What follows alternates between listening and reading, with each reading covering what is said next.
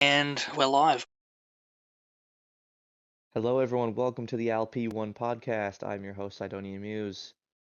Joining me, as always, my partner in crime, Golden. Hello. How are you today?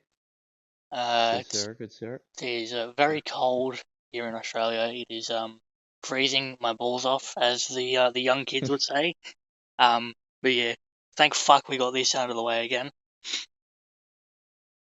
Yes, but today, Golden, we're here to do our driver ratings for the Driver Texan Grand ratings. Prix. We fucking what? Yes, for the Grand Prix, for the podcast. The one that we recorded the whole thing and had to. We're here redoing it, as everyone is aware of. uh, we we fucked up. Are you sure? Yeah, I said we to be nice. Yep. See, I'm trying to be a good person. You just call me a cunt Trying at to be this too. point.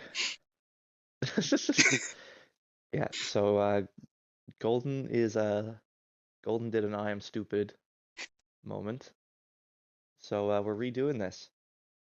And Fun. there's but that means it's gonna be a more concise podcast for you guys. There's gonna be way less waffling because we're just gonna be straight to the point with our ratings. We got our ratings good to go. We're all ready to kick things off here. Now, just like last time, Golden, like we did with the Canada ones. If at any point, guys, I also want to say apologize if at any point I sound a little messy. It's because I just woke up like half hour ago, so sinuses and throat are still a bit congested, but we ball. So We just like we both. did for Canada, we ball. So just like for Canada, we're gonna do we're gonna start off with reverse constructors order, starting off with Orange in the Williams. Now for Orange qualified sixth and finished ninth in the sprint, qualified eighth and finished seventh in the race. So it was Orange's first points. It was his first points finish in NACS. So I decided to reward him greatly for that. I've gone with a 8 out of 10 for Mr. Orange Juice. I feel like should be appreciated of him uh, getting his first 2 points and also sticking with the league. He's been showing up every week now consistently. This is something else I appreciate a lot. So yeah, good on him. I've given him an 8, and we'll see what he does going forward in the next few races.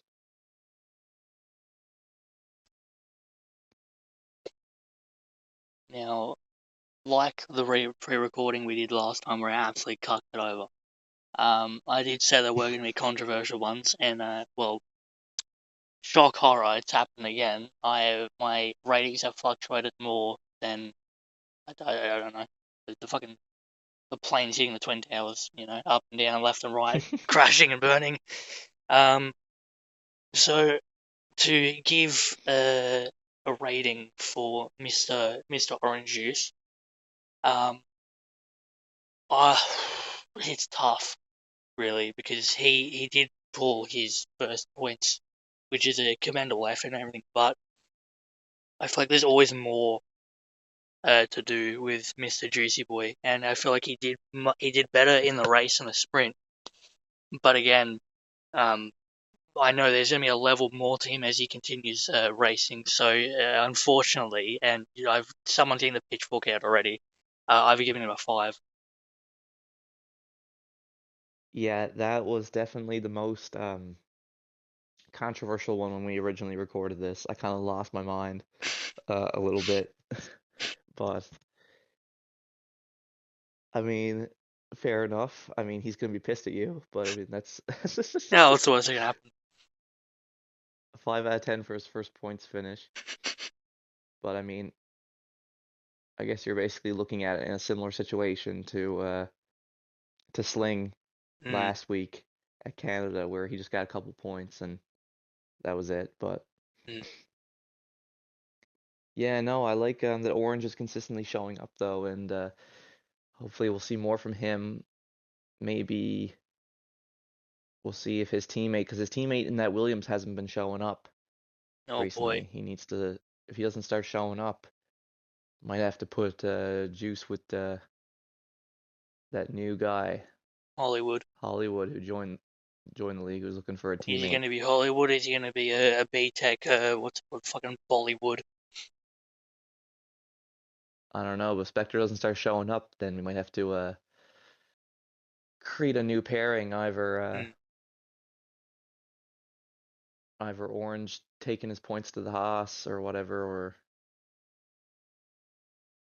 or or the new guy going to the Williams, one or the other. But we'll have to see what goes with that. But yeah, anyways, good stuff for Orange.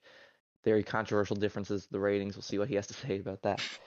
But then moving on, we had one Aston Martin driver at this Grand Prix. I should say 10 drivers in total. So we're at the Texas race because we're supposed to be one or two more, but like Alex was way too tired, couldn't do it. But regardless, Caleb Kogo Jr. was the Aston Martin driver who was present. He qualified second and finished third in the sprint, and he qualified second and finished second in the race. So he had a phenomenal fucking weekend, which is why I've personally gone for a 9 for Caleb. Phenomenal weekend, but as I said last time we recorded this, I feel like he left a bit on the table though. Like he definitely still could have got a position. Like he should have still been up there fighting for the the sprint win itself with me and Kogo. So the fact that he wasn't is a little. It's kind of like, maybe your dry pace wasn't, or like your tire management wasn't going to be good if the race was full dry. But then the race ended up being a mixed conditions race, and he just excelled in those conditions and was putting the pressure on Kogo the entire time. So I got to give him credit where credit's due. It's a 9 out of 10 for Caleb for sure. Yeah, that's fair. I also went for a 9. Again, he just had a very good weekend. Uh, Podiums in both the sprint and the race itself. But again, like you said, there was a little bit of on the table, just like Spa at the start. He did, I believe, get a 3 second penalty in the actual race. So I mean, Kogo's Kogo, so he wouldn't let fucking Caleb win with a 10-foot ball attached to him, for fuck's sake. But anyway, this isn't the bashing of Kogo. This is the ALP1 podcast, motherfuckers. Um, but yeah, Caleb's just again had another solid weekend too. I think a 9 would be he'd fucking take that. Yeah, I think he'll definitely take that after all the shit that happened in Canada. I think he'll definitely take that for sure. Next, there was one Mercedes driver there because his teammate was out of town this week, and that was Dan, Dan the man. He got pole for the sprint and finished it in fourth, and then he only qualified ninth in the race, and he did not finish. So two very different stories here. I've personally gone with a 5 for Dan, straight down the middle. Mm, Had a great sprint. His tires were falling off. He did miss out on the sprint podium. So I mean, someone could argue a 4 for him, but like I've gone with a 5 because he had a very good sprint, but then he was just nowhere in the race. He was just stuck with myself and Orange, just couldn't go anywhere. mm. So, and then he eventually pulled into the pits and retired. So yeah, still gets a couple points though from the sprint for Mercedes. So I've given Dan a 5. Mm. Have we been like reading off each other's notes or anything? Because I've also gone for like shock. Holy shit! Not like we didn't know. I've gone for a 5. Holy fuck! Nah, but he had a nice little sprint, and then the race just wasn't his day. Tale of two sides to a coin. What the fuck the saying is. Um, yeah, just mixed bag for him this weekend, but I'm sure a 5 is. It may be a little bit generous in some eyes, but for me it seems like perfect to describe his weekend. Yeah, yeah, exactly. There were two different sides to it, but he also saw what he could do in the one shot quali. He definitely got qualifying down. It's just Fucking It's gonna come Collingwood. around. There's gonna be that race. There's always that race where Dan just goes off, and it's gonna happen at one point. I don't know what track it's gonna be. I don't know if it's gonna be like Jeddah or something, but there's gonna be a track where he's just gonna go off, Then I'll steal your and pole. we're just we're just waiting to see when that's gonna happen. Better not be China. But next round to the Red Bull driver. There was only one Red Bull driver there, and it was Vodka Victory.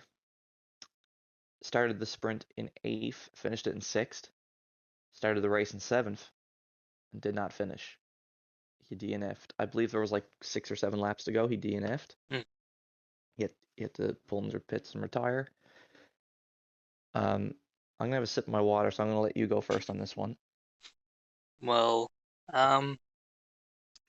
again, sort of a mixed bag for Mr. Vody. If he did finish the race, I would give him a higher score, but since he DNF'd, I feel like the only option, like Dan, two sides to a coin, had a decent sprint finish, but the race is. I think I would have finished around the same, finished around like 6th, but with the DNF and everything, I feel like a 5 is a lot more manageable for Vody this weekend. Okay, so you've gone down the middle with a 5. Hmm. Okay. I've personally gone with a 4 for Vodka. Um, which at first I thought I was being a little harsh about it, but now after seeing what he did in the no assists, I don't feel so bad about it because this man showed that like, because now that we have since we're re-recording this, we have some hindsight. In the no assist race that they did at Texas, Vodka actually ended up winning that. He won that race ahead of Kogo and Drupally. So it makes you wonder. Definitely makes you wonder, was there more he could have done in the race itself? But might be being a little harsh with the 4, but I feel like he was a victim of the rain, Hmm. similar to myself and Dan. I don't think the rain at that track really suited him. But yeah, I've gone with a 4. I know what that man is capable of. He can do. I think he could have done a little bit better, especially in the sprint. I feel like he could have gotten a couple more places in the sprint, especially with Dan's tires falling off and all that. Hmm. Yeah, absolutely. Now we're on to the three big teams. Whoa. The three big teams, starting off with Ferrari, Pete, and Slingshot. So we'll start off with Sling. Sing, sing. I said sing, Why don't you sing well? right? Sling qualified 7th in the sprint and finished 10th. And then he qualified 10th for the race and finished 8th. Hmm. And I don't think I'm being harsh with this. I think I'm actually being generous with this. I'm giving Slingshot a 3. Fuck. He just had no pace. He just had no pace all week. Like, Hmm. yeah, he got some points for Ferrari, but he just had no pace. And then all the shit with the restarted the lobby too, Mm-hmm. and even like bumping into you in the sprint race. I'm like, yeah, it was just a very uncharacteristic weekend from Slingshot Hmm. at a track that he's never been that good at to begin with. But it was just a bit all over the place for him, and he was just in no man's land most of the time. So unfortunately, I got to go to 3. Hmm. I possibly would have been even more harsh, but like he still got a couple points. He still got a couple points for Ferrari, so I can't hate too much. So it's gonna be a free for Slingshot from Hmm. me. See, I went similar route. He did, like you said, have barely any pace and caused probably one of the worst incidents I've seen in my life. How dare he? Um, should we lock? That means we're locked up. No, I'm kidding. Yeah, like you said, very uncharacteristic weekend. Unfortunately, he did. To be honest, in the sprint, did send an absolutely lovely fucking dive bomb on me, and I commend the ballsy effort of that man. But to be honest, that was probably his main highlight of the weekend. That's very weird to say for someone we know who has a lot more to put forth towards everyone. Like you saw his Monaco performance last season, just kept it clean and everything, and this was just the complete opposite. So I went with a 4, to be honest. Yeah, so we've both we've both gone for pretty low ratings for Slingshot this week, unfortunately, Mm, but I guess we'll see what he can do next week at Monaco. And then his teammate Pete qualified ninth in the sprint, finished it in eighth. So didn't have a very good sprint, but then in the race, he qualified fourth and finished in fourth. So he had a much better race than his sprint. His sprint was pretty bad. Uh, so I have gone with a 7 out of 10 for Pete, just because that sprint. I feel like if the sprint was better, I could have considered an 8 for him, but the sprint was horrendous. Um, only getting eighth in the sprint, like didn't cut through people like you would expect him to. mm, And I think he was someone who definitely benefited from the rain, it seemed. But even then, like you had more pace than him in the rain. So I can't even hype him up over that. It's not like he was fighting for like up there fighting for the podium or the win or anything. So yeah, unfortunately, it's gonna be a 7 for Pete this week. Still a good grade, but not as good as what he did at Canada, mm. I would say. Yeah, I went a 7 as well. It's like we've just fucking cheated off each other's notes or something. Um, yeah, sprint, not the best for Mr. P. Couldn't cut through the field as much as he wanted, and he did, I believe, from my memory of 47 years ago. He did slip out on the straight and almost binned into the wall. Well, he did bin into what? I don't know. He was ghosted. That's how I passed him at least. But yeah, just sprint wasn't the best. Race was just top notch shit, I guess. From what he could do at least. And that really just saved him the hmm entire weekend and got him a good chunk of points. So I reckon a 7 Yeah, is more than he'd be happy with that. yeah, I'm sure. I'm sure he will be happy with that. Next is the McLaren duo with Woo! Kogo and Great Ace. Start off with Great Ace. Qualified fifth and finished fifth in the sprint. Qualified sixth and finished fifth in the race. Mm, So Great Ace very consistent where he was too. This whole weekend he was in that same ballpark the whole time. mm, And similar to Pete, I've also gone with a 7 for Great Ace. I feel like him and Pete were pretty similarly matched this week at Texas. They were together for most of the race. Um, and yeah, Great Ace didn't have as good of a race as Pete, but his sprint was a bit better. Still not amazing, still not as good as like what I've seen him do in the past at Texas, but it was still a decent sprint from him. So that's why I've gone with a 7. It just I don't know, it doesn't seem like he had as much pace at Texas on this game as he has had on previous games. mm. So I'm also taking that into account. So yeah, 7 for Great Ace. You kind of forgot one thing that really hindered him as well. Tire strategy, I guess. Him not pinning off the Ginters. It did cost him. I reckon if he'd pit when everyone else had pit, he would have been fighting for the podium. But yeah, just that really cost him today. He had a good sprint and a good race.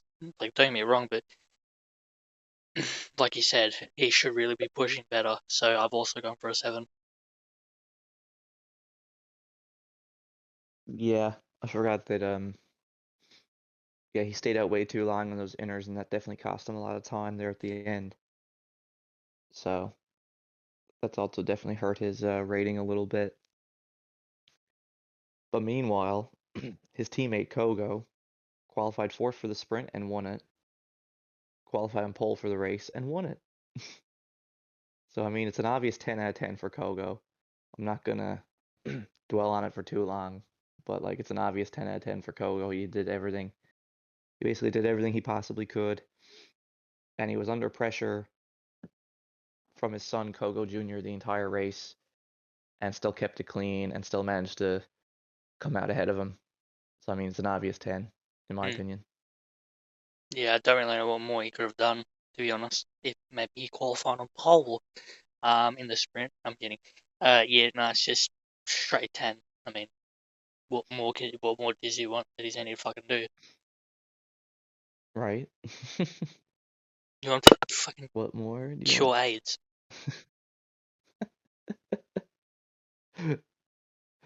Oh my God.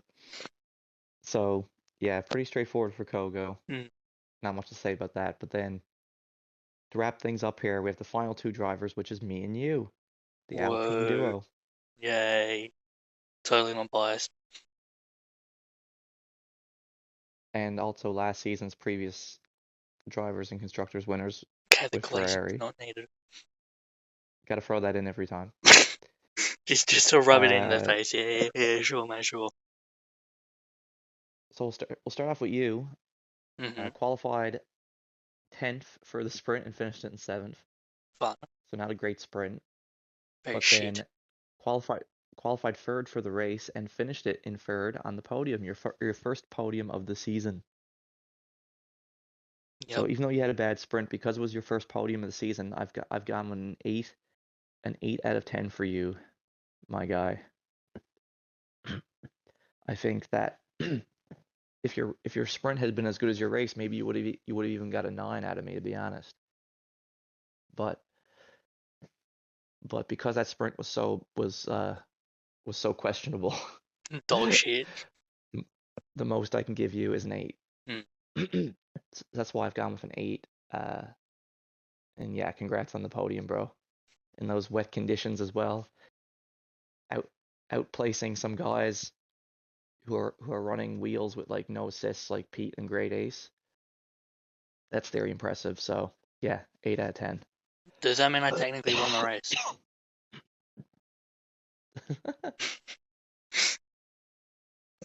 You won the controller player race, that's for sure. Yay. What was that? Two people? Just us? Jesus fuck. What a great division. What a Ah, great division. great. It's just literally just us fucking having a massive cockfight. Alrighty, where to start with Mr. Golden? And by where to start, I mean that shit fucking sprint. Um, invalidated my one and only lap. I would have started fucking second if that didn't fucking happen. So that was a big what if. And then big carnage. Celine needs to be locked up in jail for 25 years to life. How dare he? Uh, yeah, just can't really say much about the sprint. Gained as many positions as I fucking could, but the race was it was alright. I mean, quali was definitely a better job. Race was mid. The only fight I really had was on vodka. And even then, he fucking went wide. And then the little shit tried to say he's not going to leave me alone. And then I had to gap him by a second. Um, yeah. And then the other one I had was just a great ace. He was on intermediate. So I really did, in every sense of the word, fuck all. Like George Russell does nothing, gets P3. So Basically, yeah. on the accountability that Basically I've basically become boring as fuck, and that I did fuck all during the race, and somehow blagged myself a podium, I would give myself a 6. a 6. Mm-hmm. Wow. I feel like if the Lance gets sprint his was a first little bit, podium. if the sprint was a little bit better, it would have probably been a 7. But I feel like a 6 is more than sufficient. I like that though. You got high expectations of yourself. No, I was just a shit When weekend. I didn't have action. I was like bored. I almost fell asleep halfway through the race. Can't. Yeah, fair, fair. Oh well. So Now we're to the a little different on you there.